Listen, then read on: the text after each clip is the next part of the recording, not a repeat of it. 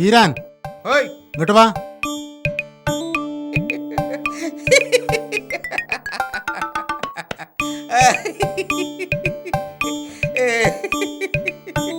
എങ്ങട്ടാ ഈ ബാണം വിട്ട മാതിരി? അതെല്ലാം വലിയൊരു കഥയാണ്.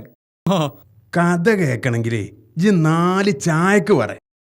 ഇന്ന് ചായയും കഴിയും ഇന്റെ വക. കാരണം എന്താണെന്നറിയോ? പൈസ വീണ് കിട്ടിണ്ടാവും അല്ലേ?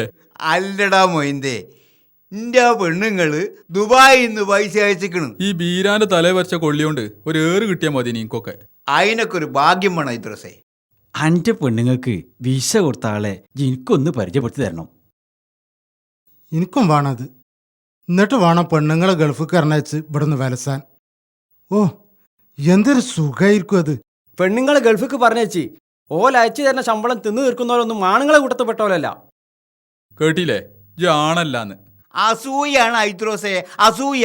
മാസാമാസം എനിക്ക് ഡ്രാഫ്റ്റ് വരുന്നതിൽ അസൂയ. ഈ ഒരു വിസ കൊടുത്തു നോക്ക്. ഓൻ്റെ പെണ്ണുങ്ങളെയും ഗൾഫിക്ക് പറഞ്ഞാച്ച് ഈ ചായക്കടയും പൂട്ടി ദിനേശ് പീടിയും വലിച്ച് അങ്ങോട്ടും ഇങ്ങോട്ടും നടക്കുവേ. അതിന് കുഞ്ഞാലി വേറെ ജനിക്കണം. അന്റെ സൗര്യക്കേട് കൊണ്ടല്ലോടോ അന്റെ കെട്ടിയോട് ഗൾഫൊക്കെ കിടന്നത്. എന്നിട്ട് ഇപ്പം എന്നെ കൊണ്ട് വല്ല സൗര്യമുണ്ടോ? സ്വൈര്യക്കേടോണ്ടാണെങ്കിലേ എന്റെ പെണ്ണുങ്ങൾ ഇപ്പൊ അമേരിക്കയിലെത്താൻ സമയമായി. എൻ്റെ പെണ്ണുങ്ങൾ ആഫ്രിക്കയിൽ പോയി ലീവിന് വരേണ്ട സമയമായി. അപ്പം സ്വൈരക്കേട് മാത്രം പോരാ, ഭാഗ്യം കൂടി വേണം. അന്റെ പെണ്ണുങ്ങൾക്ക് അതിന് സൗര്യക്കേടില്ലല്ലോ. പെണ്ണുങ്ങളെ കൊണ്ട് അനക്കല്ല സൗര്യക്കേട്. അതിന് ഇയ്യല്ലടോ ഗൾഫിക്ക് പോകേണ്ടത്. ഇതിലിപ്പം വീരാക്കാനെ മാത്രം കുറ്റം പറഞ്ഞതിൽ അർത്ഥമല്ല. അയമാക്കിയും രായും കുട്ടിയാക്കിയൊക്കെ പെണ്ണുങ്ങൾ നയിച്ചോണ്ടിരുന്നോണ്ടല്ലേ 3 നേരം ഉരുട്ടിത്തള്ളണത്. ഇവര് രണ്ടാളും ആണുങ്ങളെ കൂട്ടത്ത് പെട്ടോലല്ല എന്നുള്ളത് ഞാൻ പണ്ടേ പറഞ്ഞില്ലേ. നാട്ടുകാരെ മുഴുവൻ ആണും പെണ്ണും തിരിക്കല എൻ്റെ പണി. ഒരു ചായക്ക് പറഞ്ഞിട്ട് മണിക്കൂർ ഒന്നായി. കടിയും പറഞ്ഞിട്ടുണ്ട്. ചായയും കടിയൊക്കെ തരാം. പക്ഷെ ആ ചായന്റെ ഉത്തരവാദിത്തം ആർക്കാന്നുള്ളത് എനിക്ക് ബോധ്യപ്പെടേണ്ടതുണ്ട്. അത് ബീരാന്റെ വകയാണെന്ന് വന്ന് കയറിപ്പോ തന്നെ പറഞ്ഞേക്കണ്. അത് ഈ പറഞ്ഞിട്ട് കാര്യമല്ല, ഓന്റെ തൊള്ളോണ്ട് പറയട്ടെ. നിങ്ങളെ 4 കൂടി കോളർക്ക് പിടിക്കാനേ നിന്റെ തടിക്ക് ആക്കം കുറവാ. പൈസ ഞാൻ തരും കുഞ്ഞാല്. അത് പേജ് ഒപ്പിട്ട് തരണോ? 5 സ്റ്റാർ ഹോട്ടലാണെന്നോ അവൻ്റെ വിചാരം. എന്നോടെപ്പോഴും ചോദിക്കണമെന്ന് കരുതും, നമ്മളെ കാതിരാക്കാൻ്റെ മരുവള സ്ഥിതി ഇപ്പം എന്താ? എന്ത് സ്ഥിതി? ഓളെ പോരേക്ക് പറഞ്ഞു വെച്ചിട്ട് മാസം 1 കാര്യം തീർക്കുവോ? അത് വേറെ രസം. കാര്യം തീർപ്പിക്കണമെന്നും പറഞ്ഞ് ചാടിക്കളിക്കുകയാണ് തള്ള. തന്തയാണെങ്കിൽ അതിന് വഴങ്ങണമില്ല. ഇനി എന്തിനാണ് കാത്തിക്കണത്? കാര്യം തീർക്കാൻ പറയ്. ഓക്ക് വേറെ പുതിയാപ്പളിനെയും ഓനൊരു പുതിയണ്ണിനെയും ഞാൻ ഉണ്ടാക്കി കൊടുക്ക. നമ്മളെ ബിസിനസ്സും നടക്കട്ടെ. അല്ല, സംഗതി വല്ലതും നടന്നിട്ടുണ്ടോ? എൻ്റെ അടുത്ത് വല്ല കഥയുണ്ടോ? സുൽഫീഖർ അവിടെ ഇടക്കിടക്ക് വരേണ്ടത് എനിക്കറിയാം. ഓൻ എന്നോട് നേരിട്ട് പറഞ്ഞാണ്. അന്ന് വന്നപ്പോൾ ഓരോ കഷ്ടകാലത്തിന് നമ്മളെ ലീക്ക് വീരാൻ പറഞ്ഞ മാതിരി സംഗതി എങ്ങനോ ലീക്കായി.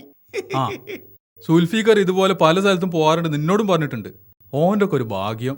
അല്ലെങ്കിലും ഗൾഫുകാരെ പെണ്ണുങ്ങള് എത്ര കാലം വെച്ചിട്ടാ പിടിച്ചു നിൽക്കുക. അല്ല, നിങ്ങൾക്ക് ചായക്ക് കൂട്ടാൻ ബീഫ് ഫ്രൈ എടുക്കട്ടെ?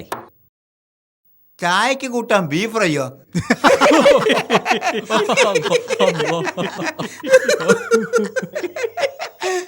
ഗൾഫുകാരെ പെണ്ണുങ്ങളെ ഇറച്ചി തിന്നണേക്കാൾ നന്നാവും ബീഫ് ഫ്രൈ. നിങ്ങൾക്കൊന്നും വേറെ പണിയില്ല ചെറുത്താന്മാരെ.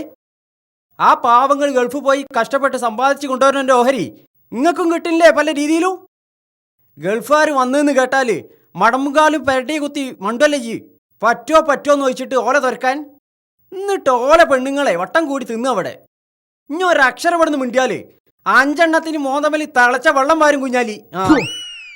കുഞ്ഞാലി ഞങ്ങൾക്ക് മുഴുവൻ അറിയില്ല, എന്റെ ചായ ഞങ്ങൾ കണ്ടുള്ളൂ.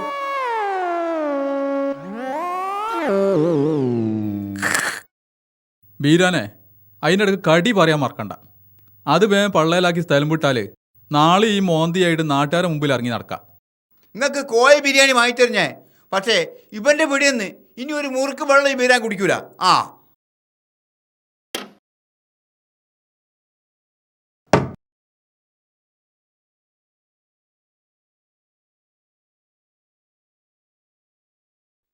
ആവൂ, സമാധാനായി.